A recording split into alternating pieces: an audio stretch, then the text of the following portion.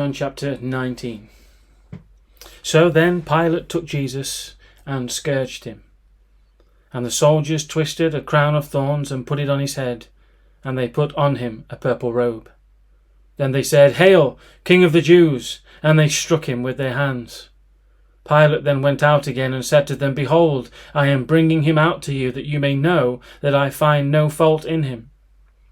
Then Jesus came out, wearing the crown of thorns and the purple robe. And Pilate said to them, "Behold the man." Therefore, when the chief priests and officers saw him, they cried out, saying, "Crucify him! Crucify him!" Pilate said to them, "You take him and crucify him, for I find no fault in him."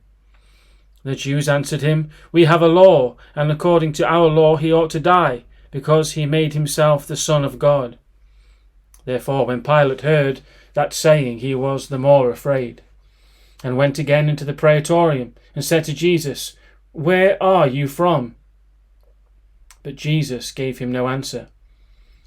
Then Pilate said to him, "Are you not speaking to me? Do you not know that I have power to crucify you and power to release you?" Jesus answered, "You could have no power at all against me, unless it had been given you from above. Therefore the one who delivered me to you has the greater sin." From then on Jesus sought to release him, but the Jews cried out, saying, "If you let this man go, you are not Caesar's friend. Whoever makes himself a king speaks against Caesar." When Pilate therefore heard that saying, he brought Jesus out and sat down in the judgment seat in a place that is called the Pavement, but in Hebrew, Gabbatha. Now it was the preparation day of the Passover, and about the 6th hour.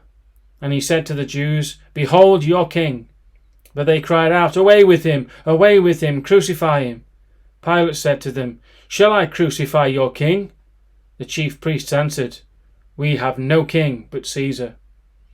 Then he delivered him to them to be crucified. Then they took Jesus and led him away. And he, bearing his cross, went out to a place called the place of a skull, which is called in Hebrew Golgotha, where they crucified him, and 2 others with him, one on either side, and Jesus in the centre. Now Pilate wrote a title and put it on the cross, and the writing was, "Jesus of Nazareth, the King of the Jews." Then many of the Jews read this title, for the place where Jesus was crucified was near the city, and it was written in Hebrew, Greek, and Latin. Therefore the chief priests of the Jews said to Pilate, "Do not write the King of the Jews." But he said, "I am the King of the Jews." Pilate answered, "What I have written, I have written." Then the soldiers, when they had crucified Jesus, took his garments and made 4 parts, to each soldier a part, and also the tunic. Now the tunic was without seam, woven from the top in one place. They said therefore among themselves, "Let us not tear it, but cast lots for it, whose it shall be, that the scripture might be fulfilled, which says, They divided my garments among them, and for my clothing they cast lots." Therefore the soldiers did these things.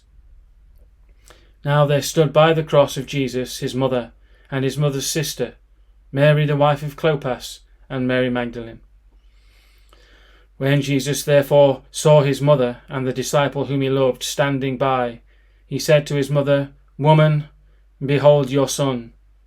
Then he said to the disciple, "Behold your mother." And from that hour that disciple took her to his own home. After this, Jesus, knowing that all things were now accomplished, that the scripture might be fulfilled, said, "I thirst." Now a vessel full of sour wine was sitting there, and they filled a sponge with sour wine, put it on a hyssop, and put it to his mouth. So when Jesus had received the sour wine, he said, "It is finished." And bowing his head, he gave up his spirit. Therefore, because it was the preparation day, that the bodies should not be remaining on the cross on the Sabbath, for that Sabbath was a high day, the Jews asked Pilate that their legs might be broken, and that they might be taken away. Then the soldiers came and broke the legs of the first, and of the other who was crucified with him. But when they came to Jesus, and saw that he was already dead, they did not break his legs. But one of the soldiers pierced his side with a spear, and immediately blood and water came out. And he who has seen has testified, and his testimony is true, and he knows that he is telling the truth, so that you may believe. For these things were done, that the scripture should be fulfilled, not one of his bones shall be broken. And again another scripture says, they shall look on him whom they have pierced. After this, Joseph of Arimathea, being a disciple of Jesus, but secretly for fear of the Jews, asked Pilate that he might take away the body of Jesus, and Pilate gave him permission. So he came and took the body of Jesus. And Nicodemus, who at first came to Jesus by night, also came, bringing a mixture of myrrh and aloes, about 100 pounds. Then they took the body of Jesus, bound it in strips of linen with the spices, as the custom of the Jews is to bury. Now in the place where he was crucified there was a garden, and in the garden a new tomb in which no one had yet been laid.